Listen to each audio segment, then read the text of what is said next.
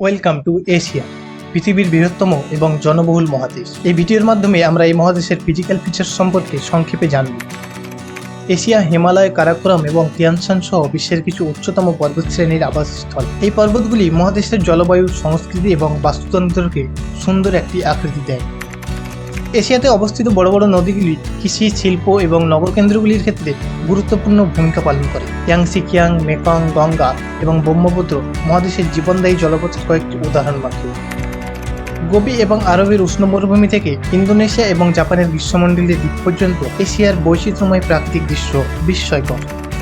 এশিয়ার উর্বর সমভূমি এবং বিস্তৃত উপকূল রেখা শতাব্দীর পর শতাব্দী ধরে মানব বসতি ও বাণিজ্যকে সাহায্য করেছে এবং মহাদেশের ইতিহাস ও অর্থনীতির ক্ষেত্রে গুরুত্বপূর্ণ ভূমিকা পালন করেছে।